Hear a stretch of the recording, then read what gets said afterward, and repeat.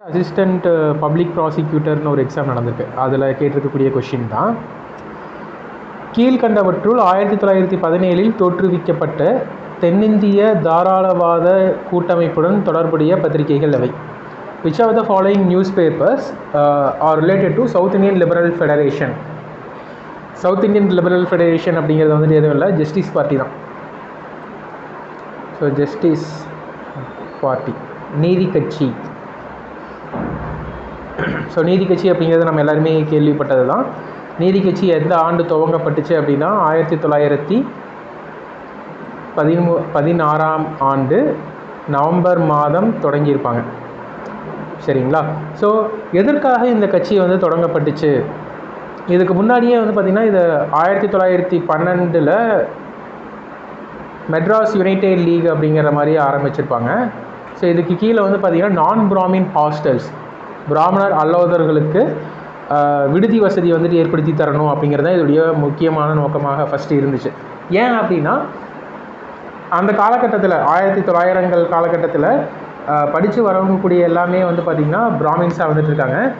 இப்போ நான் பிராமின்ஸ் வந்து பார்த்திங்கன்னா அதிகமாக படிக்கவே இல்லை. என்ன காரணம் அப்படின்னு கேட்டிங்கன்னா, சென்னையில் ஹையர் ஸ்டடீஸ்க்கு ஹாஸ்டல்ஸ் இருக்கான்னு கேட்டிங்கன்னா ஹாஸ்டல்ஸ் வந்துட்டு இல்லை. பிராமின்ஸ் ஹாஸ்டல் மட்டும்தான் இருக்குது, நான் பிராமின்ஸ்க்கு ஹாஸ்டல் இல்லை.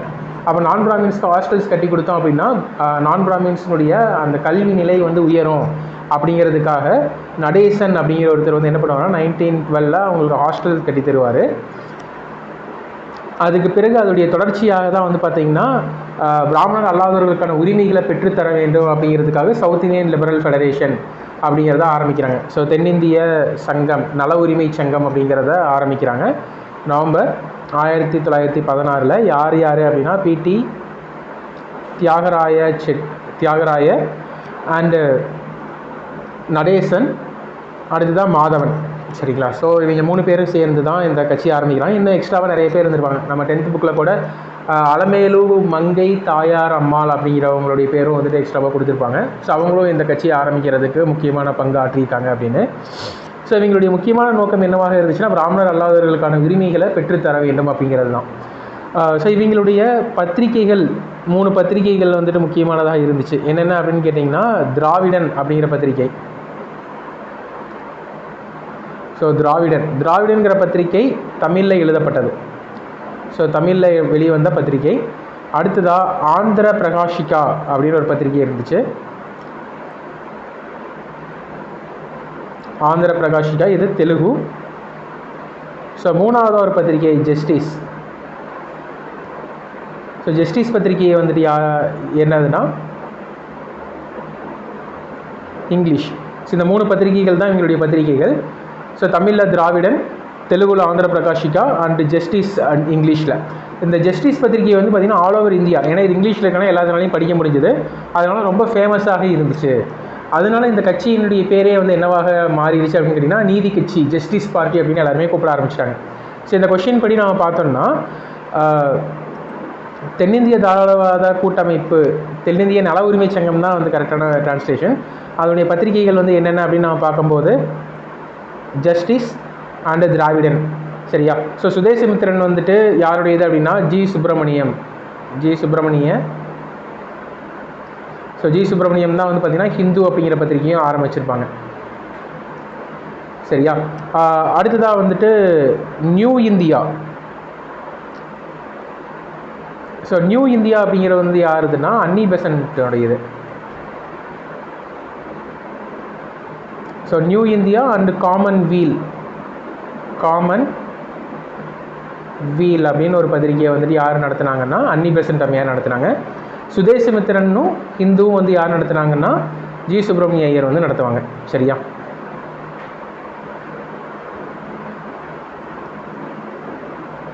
ஸோ நெக்ஸ்ட்டு,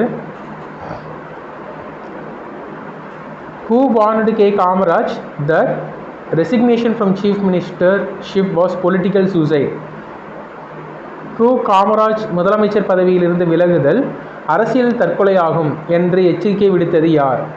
ஸோ யார் அப்படின்னா ஈவே ராமசாமி தான். ஸோ பெரியார். சரிங்களா? இதை வந்து நம்ம எப்படி ஈஸியாக போடலாம் அப்படின்னா ஜவஹர்லால் நேரு சொல்கிறாங்க. ஜவஹர்லால் நேரு என்ன ஆயிடுவார் அப்படின்னா அப்போ இறந்துருப்பார். ஓகேவா? ஸோ 2வது யார் அப்படின்னா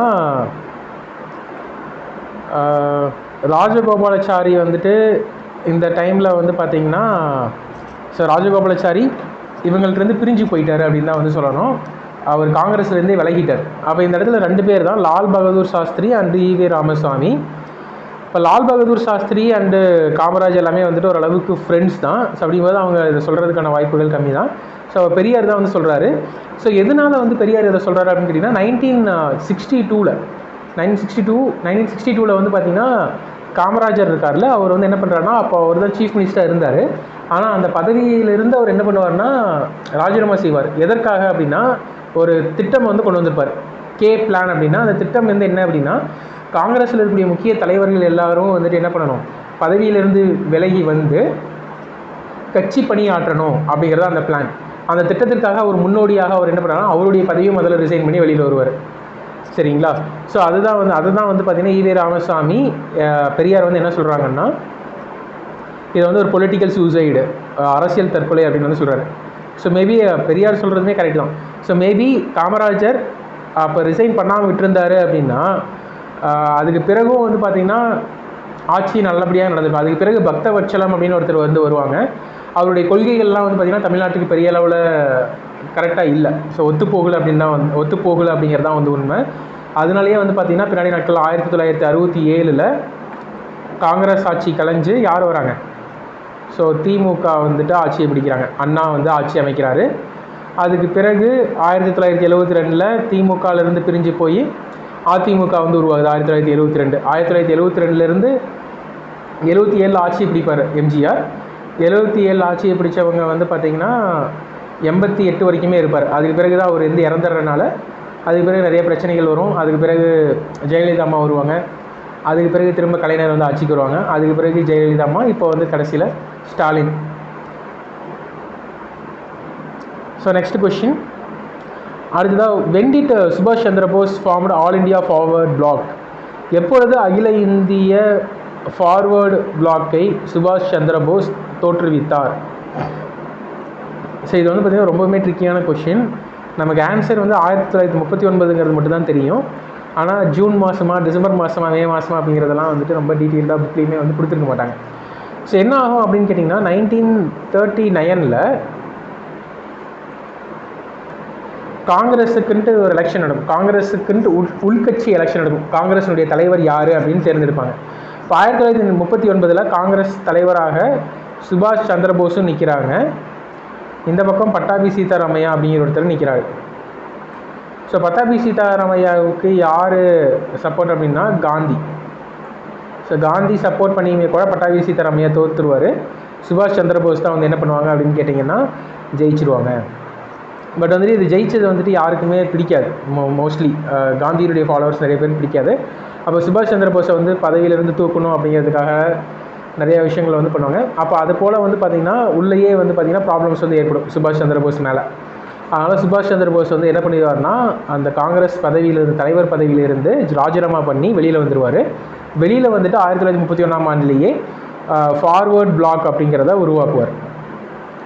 சரிங்களா? இப்படி தான் வந்து ஃபார்வர்ட் பிளாக் உருவாக்கப்பட்டுச்சு. எந்த மாதம் அப்படின்னா ஜூன் மாதம். அடுத்ததான் Indigo planting mirror is the translation of the Bengali play. Indigo planting mirror என்பது டேஸ் என்கிற வங்காள நாடகத்தின் மொழிபெயர்ப்பு. சரிங்களா? அதாவது என்னென்னா நீல் தர்பன் அப்படிங்கிற ஒரு புக் வந்துட்டு எழுதப்பட்டிருக்கும். அது வந்துட்டு எதை பற்றினது அப்படின்னா இண்டிகோ ரிவோல்ட் அப்படின்னு ஒன்று நடந்துச்சுங்க. 1859 இண்டிகோ ரிவோல்ட் அப்படின்னு ஒன்று நடந்துச்சு. அந்த இண்டிகோ ரிவோல்ட்டை பற்றின ஒரு புக்கு தான் வந்து பார்த்திங்கன்னா நீல் தர்பன். அந்த நீல் தர்பன்கிற அந்த புக்கை பேஸ் பண்ணி நடத்தப்பட்டக்கூடிய ஒரு நாடகம் தான் இண்டிகோ பிளான்டிங் மிரர் அப்படிங்கிறது. சரிங்களா? இண்டிகோ பிளான்டிங் மிரர்ங்கிற நாடகம் எதை பேஸ் பண்ணது? நீல் தர்பன் அப்படின்ற புக்கை பேஸ் பண்ணி எடுக்கப்பட்டது தான். ஸோ நீல் தர்பன் புக்கு எதை பற்றியது? இண்டிகோ ரிவோல்ட்டை பற்றியது. இண்டிகோ ரிவோல்ட் 1859 to 60 நடந்துச்சு. Next performance grading index. So இதெல்லாமே வந்து பார்த்திங்கன்னா மோஸ்ட்லி யூனிட் 9 வந்துட்டு வரக்கூடிய கொஷின். சரியா? இதுக்கான question answer performance grading index, செயல்திறன் மதிப்பீட்டு குறியீடு. செயல்திறன் மதிப்பீட்டு குறியீடுங்கிறது கல்வியில் தரநிலை எப்படி இருக்குது அப்படிங்கிறத காட்டக்கூடியது தான்.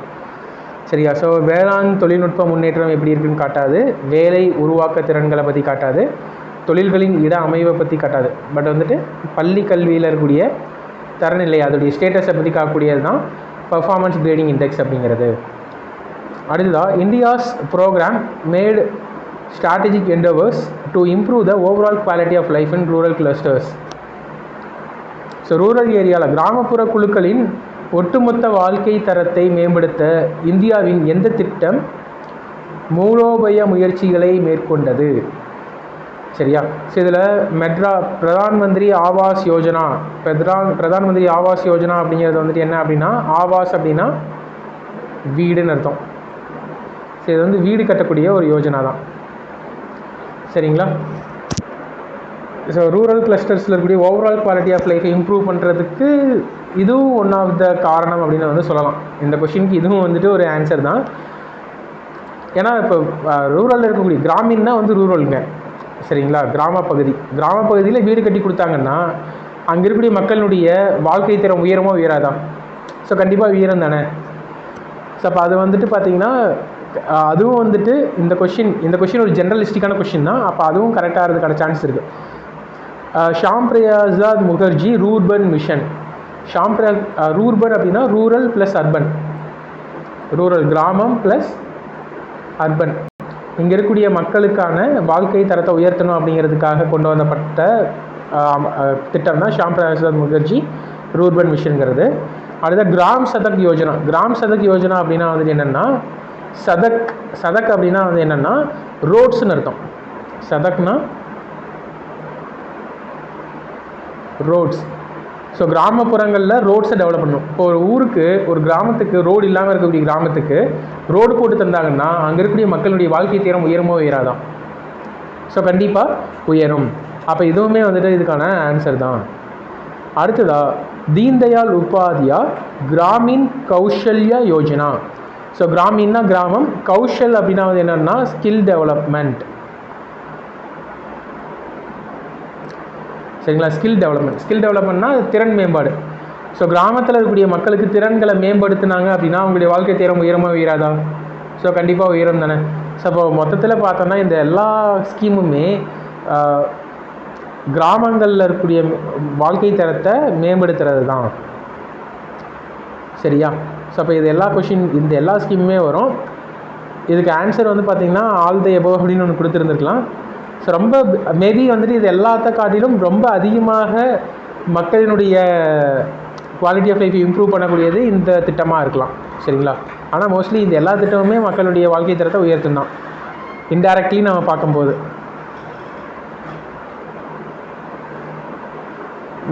The following statements are true about administrative revenues. நிர்வாக வருவாய் குறித்து பின்வரும் கூற்றுக்களின் உண்மைகள் என்ன அப்படிங்கிறதான் question. The special assessments are referred as betterment levy. சிறப்பு மதிப்பீடுகள் சிறந்த வரி என்று குறிப்பிடுகின்றன. Next, fines and penalties are arbitrarily determined and have no relations to cost of administration or activities of the government. அபராதங்கள் மற்றும் தண்டனைகள் தன்னிச்சையாகவே தீர்மானிக்கப்படுகின்றன. இதில் நிர்வாகத்தின் செலவோ அரசாங்கத்தின் நடவடிக்கைக்கோ எந்த தொடர்பும் இல்லை. அடுத்ததா, இது ஒரு தன்னார்வ பங்களிப்பு. It is a voluntary contribution. இது ஒரு தன்னார்வ பங்களிப்பு அப்படின்னு வந்து சொல்கிறாங்க. ஸோ இதை வந்துட்டு நம்ம ஒவ்வொன்றையும் வந்து டீட்டெயில்டாக நம்ம பார்த்தோன்னா தான் உங்களால் இதை புரிஞ்சிக்க முடியும். Special assessments are referred as betterment levy. சரியா? இப்போ இதை வந்துட்டு நம்ம சொல்லணும்னா எப்படி சொல்லலாம்னா, இப்போது உங்களுக்கு ஒரு லேண்ட் இருக்குதுன்னு வச்சுக்கலாம். இப்போ இதான் உங்களோட லேண்டு. ஸோ இது வந்துட்டு அண்டர் டெவலப்டு ஒரு ஏரியாவில் இருக்குதுன்னு வச்சுக்கலாம். சரியா? இந்த லேண்டுடைய ப்ரைஸ் வந்துட்டு ஒரு ஏக்கர் ஒரு 10 lakhs போகுதுன்னு வச்சுக்கோ. ஆனால் திடீர்னு இங்கே பக்கத்தில் ஒரு ரோடு போடுறாங்க. ஒரு ஹைவேவே வந்துட்டு இந்த லேண்ட் வழியாக போகுது. ஹைவே போகிறதுனால இந்த லேண்டுடைய மதிப்பு என்ன ஆகுது, உயருது. 10 lakhs வித்துட்டு இருந்த லேண்டு 1 crore மாறுது. சரியா? இப்போ இதை வந்து என்னென்னா இந்த ரோடு போட்டனால தான் இந்த லேண்ட் வந்து என்னாச்சு, இந்த லேண்டுடைய ப்ரைஸு இன்க்ரீஸ் ஆகுது. ஸோ அப்போது இப்போ நீங்கள் இருக்கக்கூடிய இடத்துல அல்லது நீங்கள் உங்களுக்கு சொந்தமான ஒரு இடத்துல கவர்மெண்ட் வந்து ஒரு ப்ராஜெக்ட் பண்ணுறாங்க, அதனால் நீங்கள் பெனிஃபிட் ஆகுறீங்க அப்படின்னா உங்களுக்கு வந்து ஒரு ஸ்பெஷல் அசஸ்மெண்ட், சிறப்பு மதிப்பீடுகள் அப்படின்னு சொல்லக்கூடிய ஒரு விதமான வரின்னு சொல்லலாம், வரியை வந்துட்டு உங்களுக்கு போடலாம். சரிங்களா? ஓகேவா? ஸோ அப்போ அதை வந்து நீங்கள் கட்டுறீங்கன்னு வச்சுக்கலாம். அதுதான் வந்துட்டு அதை வந்து ஒரு one of the administrative revenue அப்படின்னு வந்து நம்ம சொல்லலாம். ஓகேவா? அப்போ இதை வந்து பார்த்திங்கன்னா கரெக்டாக சிறப்பு மதிப்பீடுகள் சிறந்த வரி என்று குறிப்பிடுகின்றன. ஸோ இப்போ இந்த மாதிரி 10 lakhsலேருந்து 1 crore மாறினால உங்கள்கிட்ட எக்ஸ்ட்ராவான ஒரு அமௌண்ட் வந்து கேட்குறேன் அவங்கக்கிட்டேருந்து. அப்போ அது வந்து அரசாங்கத்துக்கான ஒரு நல்ல வரின்னு சொல்லலாமா? ஸோ நெக்ஸ்ட்டு, அபராதங்கள் மற்றும் தண்டனைகள் தன்னிச்சையாகவே தீர்மானிக்கப்படுகின்றன. இதில் நிர்வாகத்தின் செலவோ அரசாங்கத்தின் நடவடிக்கைக்கோ எந்த தொடர்பும் இல்லை. இப்போ ஃபார் எக்ஸாம்பிளுக்கு நீங்கள் பைக்கில் ஹெல்மெட் போடாமல் போயிட்டுருக்கீங்கன்னா போலீஸ் வந்து பிடிப்பாங்களா, ஃபைன் போடுவாங்க. சரியா? இப்போ இந்த ஃபைன் வந்துட்டு இந்த ஃபைனை வாங்கி தான் போலீஸ்காரங்களுக்கு சம்பளம் தராங்களான்னு கேட்டிங்கன்னா இல்லை. சம்பளம் தரதுங்கிறது வேறு பட்ஜெட்டு. சரியா? இது வந்துட்டு தனி. இது வந்து பார்த்திங்கன்னா எதை பேஸ் பண்ணி உங்களுக்கு ஃபைன் போடல, நீங்கள் தப்பு பண்ணுறீங்க அப்படிங்கிறதுக்காக தான் ஃபைன் போடுறாங்களே தவிர, இல்லை இந்த அளவுக்கு நம்ம தப்பை கண்டுபிடிக்கணும், இவ்வளோ வருமானம், இந்த ஃபைன் இவ்வளோ ஃபைன் வந்து நம்ம வாங்கணும் அப்படின்னா தான் நம்ம வந்து சம்பளம் கொடுக்க முடியும் அப்படிங்கிறது இந்த இடத்துல ரீசன் கிடையாது. சரியா? அப்போ இது வந்துட்டு கரெக்டு தான், இது தன்னிச்சையாக தான் முடிவாகுது. இது ஒரு தன்னார்வ பங்களிப்பு. இது ஒரு தன்னார்வ பங்களிப்பு அப்படின்னு கேட்டிங்கன்னா இல்லை. இப்போ இந்த இடத்துல 10 lakhsலேருந்து 1 crore உங்களுக்கு லேண்ட் இன்க்ரீஸ் ஆகிருக்கு தானே, அதனால் நீங்கள் வந்து இவ்வளோ பர்சன்டேஜ் கொடுத்து தான் ஆகணும். நீங்கள் அட்லீஸ்ட் ஒரு 5 லட்ச ரூபானாச்சு அரசாங்கத்துக்கு சிறப்பு மதிப்பீடாக கட்டி தான் ஆகணும் அப்படின்னு கவர்மெண்ட் வந்து சொல்லுவாங்க. அதே போல் நீங்கள் வந்துட்டு ஹெல்மெட் போடாமல் போகிறீங்கன்னா ஃபைன் வந்து நீங்கள் கண்டிப்பாக கட்டி தான் ஆகணும். நீங்கள் வந்து வாலண்டரியாக கொடுக்குறதெல்லாம் வந்து கிடையாது. ஸோ அதனால் வந்துட்டு இது தவறு. சரியா? In what time will rupees 7,800 amount to 19,936 at 6% simple interest per annum. சரியா? ஆண்டுக்கு 6% தனி வட்டி வீதத்தில் ஒரு தொகை 17,800 19,936 உயர எத்தனை ஆண்டுகள் ஆகும் அப்படிங்கிறதா வந்து கொஸ்டின். எவ்வளோ வட்டி தராங்க? ஆர் வந்துட்டு 6%. ஸோ எவ்வளோ பிரின்சிபலுங்க, அசல் வந்துட்டு 17,800. எவ்வளோ அமௌண்ட் கிடச்சிருக்கு கடைசியாக? 19,936. ஸோ அப்போ வட்டி எவ்வளோ கிடச்சிருங்க? அதாவது அசல் போட்டது 17,800, அவங்களுக்கு மொத்தமாக கிடைச்ச கடைசி தொகை வந்துட்டு எவ்வளோனா 19,936. அப்போது அவங்களுக்கு வட்டியாக எவ்வளோ கிடச்சிருக்கு? ஸோ 1936 ப்ளஸ் 200 போட்டால் எவ்வளோ வரும்? 2,136 வருமா? ஸோ 2,136 தான் என்னதுங்க, இன்ட்ரெஸ்ட்டு. ஸோ 19,936 இருந்து 17,800 கழிக்கிறோம். ஸோ 2,136 தான் வந்து என்ன அப்படின்னு பார்த்தோம்னா இன்ட்ரெஸ்ட்டு. ஸோ நமக்கு ஃபார்முலா தெரியுமா? Simple interest is equal to PNR/100. SI equal to PNR/100. So simple interest எவ்வளோன்னு தெரியுமா நமக்கு? 2,136. இங்கே போட்டுக்கலாம். 2,136 ஈக்குவல் டு பிரின்சிபல் எவ்வளவு? 17,800. என் நமக்கு தெரியாது, இன்ட்டு ஆர் தெரியும், டிவைட் பை 100. ஸோ 0 0 0 0 கேன்சல் பண்ணிடலாம். 6ஆல் இதை கேன்சல் பண்ணலாம். 6 3s are 18, ரிமைண்டர் 3 வரும். 6 5s are 30, மீதி 3 இருக்கும். 6 6s are 36. சரிங்களா? எங்கள் ஆன்சர் வந்து பார்த்திங்கன்னா எல்லாமே இதாக தான் இருக்குது. ஸோ நம்ம போட்டோம்னா 178 இருக்கா? ஸோ 178 இருக்குன்னா என்ன வரும்னா 178 × 2 போட்டால் என்ன வரும்? 356 வரும். ஸோ அப்போ n வந்துட்டு எவ்வளோங்க?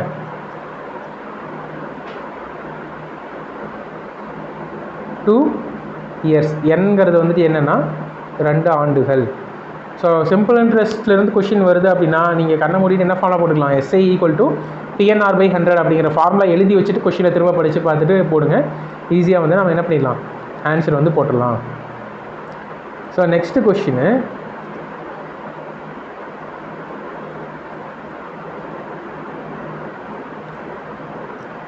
find the difference in simple compound interest and simple interest for ₹12,000 or 8%, n வந்து 3 years. கூட்டு வட்டிக்கும் தனி வட்டிக்கும் இடையே உள்ள வித்தியாசத்தை காண்க. ஸோ எவ்வளோ வித்தியாசம் வரும் அப்படின்னு தான் கேட்குறாங்க. ஸோ கூட்டு வட்டினா என்ன, தனி வட்டினா என்ன அப்படிங்கிறது உங்களுக்கு எல்லாருக்குமே தெரிஞ்சிருக்கும். ஸோ நான் இன்னொரு முறை நான் சொல்லிடுறேன். இப்போது ஃபார் எக்ஸாம்பிளுக்கு நான் 10,000 எடுத்துக்கிறேன். 10,000 ரூபா தான் அசல். எக்ஸாம்பிளுக்கு 10,000 ரூபா அசலாக எடுத்துக்கிறேன். வட்டி வந்து பார்த்திங்கன்னா 10%ன்னு வச்சுக்கிறேன். ஆண்டுகள் 3 ஆண்டுகள்னு வச்சுக்கிறேன். சரியா? இப்போ சிம்பிள் இன்ட்ரெஸ்ட்னா 10,000ல் 10% எவ்வளோன்னு பார்க்கணும். 10,000ல் 10% எவ்வளவு? 10,000ல் 10% 10%. 10,000 அப்படின்னா என்னென்னு வச்சுக்கணும், 100% வச்சுக்கணும். ஸோ அப்போ 100%ங்கிறது 10,000னா 10%ங்கிறது எவ்வளோங்க? 1000. ஸோ 1000 ரூபா. அப்போ ஃபஸ்ட்டு வருஷம் 1000 ரூபா வரும், செகண்டு வருஷம் 1000 ரூபா வரும், தேர்டு வருஷம் 1000 ரூபா வரும். ஸோ இது வந்து சிம்பிள் இன்ட்ரெஸ்ட்டில் மொத்தமாக 3000.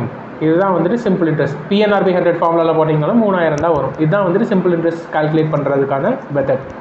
இதே காம்பவுண்ட் இன்ட்ரெஸ்ட்னா வந்து என்னென்னா, நம்ம வட்டிக்கு திரும்ப வட்டி வந்து போடுவோம். அதான் வந்து காம்பவுண்ட் இன்ட்ரெஸ்ட். இப்போ ஃபஸ்ட்டு வருஷத்தில் வந்து பார்த்திங்கன்னா நமக்கு அசல் மட்டும்தான் இருக்குது. அதனால் அசலுக்கான வட்டி 1000 ரூபான்னு போட்டாச்சு. ரெண்டாவது வருஷத்தில் நம்ம பார்த்தோம்னா அசலுக்கு 1000 ரூபா போட்டாச்சு. ஆனால் இந்த இடத்துல வட்டி ஒன்று இருக்கா 1000 ரூபான்னு, இதுக்கு நம்ம 10% வந்து போடுவோம். இதுக்கு 10% எவ்வளவு? 1000ல் 10%, ஸோ 100 ரூபா. ஸோ ப்ளஸ் இப்போ இந்த இடத்துல வந்து பார்க்கும்போது ஃபஸ்ட்டு வருஷத்துக்கு 100 ரூபா. ஸோ இந்த ஃபஸ்ட்டு வருஷத்துக்கு என்ன பண்ணியாச்சுன்னா இந்த 100 ரூபா வந்துட்டு போட்டாச்சு. ஸோ நெக்ஸ்ட்டு இந்த செகண்டு வருஷத்துக்கு திரும்ப 100 ரூபா. ஸோ செகண்டு வருஷம் 1000 ரூபாய்க்கு இந்த 100 ரூபா. அடுத்ததான் நம்ம என்ன பண்ணணும்னா இந்த வட்டிக்கு திரும்ப வட்டி போடணும் 10%. 100ல் 10% 10 ரூபா. ஸோ இப்போ இதெல்லாத்தையும் சேர்த்தா எவ்வளோ வருது? 310. இதையும் நம்ம சேர்த்தோன்னா என்னதுங்க? 3310. இதுதான் வந்துட்டு காம்பவுண்ட் இன்ட்ரெஸ்ட். ஸோ காம்பவுண்ட் இன்ட்ரெஸ்ட்னால் நம்ம திரும்ப என்ன பண்ணணும், வட்டிக்கு வட்டி போட்டு வர்றது தான் காம்பவுண்ட் இன்ட்ரெஸ்ட். இப்போ சிம்பிள் இன்ட்ரெஸ்ட் வந்து பார்த்திங்கன்னா இந்த 3000 ரூபா, காம்பவுண்ட் இன்ட்ரெஸ்ட்ங்கிறது இந்த 310 ரூபா சேர்த்தது. இது வந்து இந்த வட்டிக்கு வட்டியெல்லாம் போட்டது தான் 3310 ரூபா. இப்போ இதை 12,000 ரூபாய்க்கு நம்ம போடலாங்களா? ஸோ 12,000 ரூபான்னு எடுத்துக்கிட்டோன்னா எவ்வளோ இன்ட்ரெஸ்ட் சொல்லியிருக்காங்க? 8%. 8%.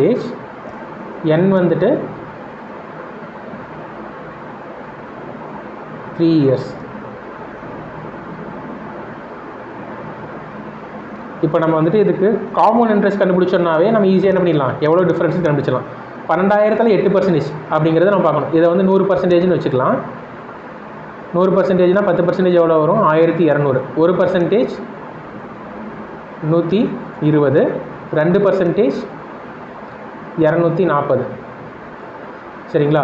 அதாவது 10% 1200, 2% 240 அப்படின்னா 8% எவ்வளோவா இருக்கும்?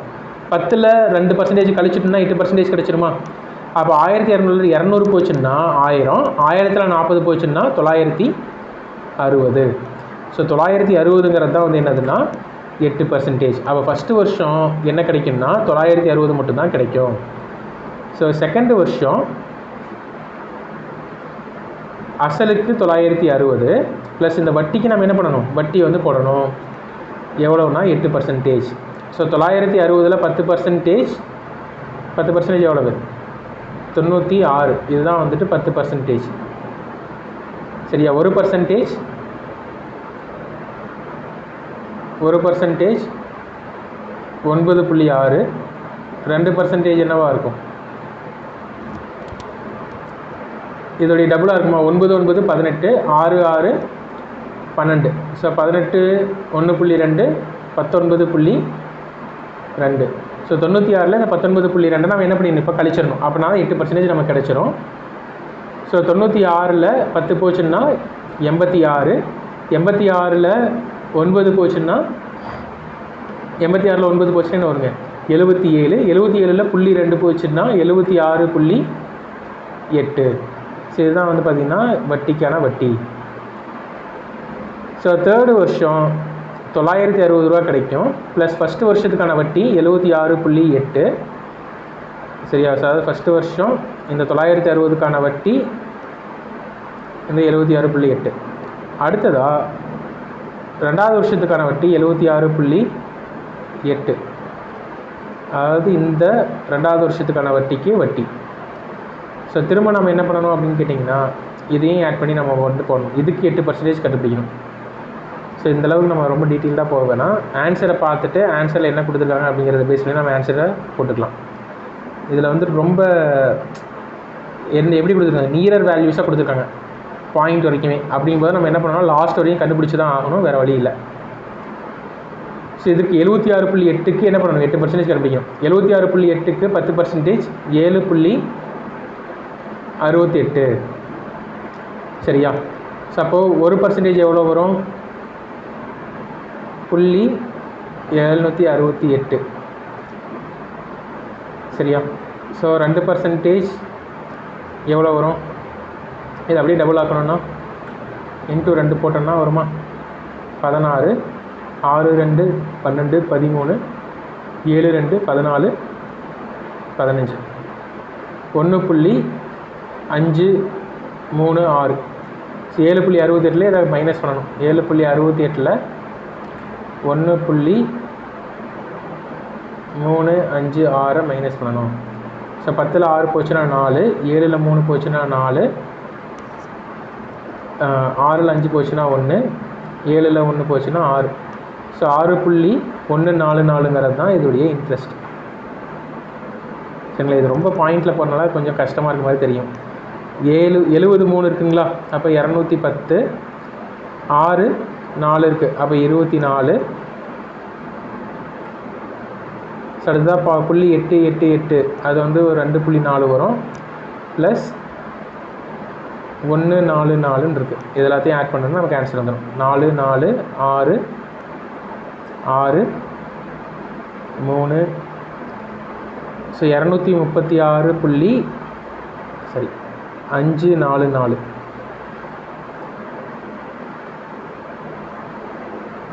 சரிங்களா? 236.544. ஸோ இப்போ இந்த கொஷின்லேருந்து என்ன உங்களுக்கு தெரியும் அப்படின்னு கேட்டிங்கன்னா, இந்த சம்லாம் பார்த்தா உடனே போட்டக்கூடாது. ஸோ போட்டோம் அப்படின்னா ரொம்ப டைம் இழுத்துரும், நம்மளுடைய கான்ஃபிடென்ஸை குறைச்சி விட்ரும். சரிங்களா? ஆன்சர் கடைசியில் வரதுங்கிறது ஓகே, ஆனால் வந்துட்டு என்ன ஆயிரும் அப்படின்னு கேட்டிங்கன்னா, ரொம்ப ஆன்சர் வராத மாதிரியே இருக்கே அப்படின்னு நம்ம கான்ஃபிடென்ஸ் குறைய ஆரம்பிக்கும். அதனால் இந்த மாதிரி கொஷின்ஸ் ரொம்ப இழுக்கிற மாதிரி இருந்துச்சுன்னா விட்டு வச்சுட்டு அப்புறமா வந்துட்டு போடுறதுக்கு ட்ரை பண்ணுங்கள். ரொம்ப ஈஸியான கொஷின்ஸ்லாம் இருக்கும்.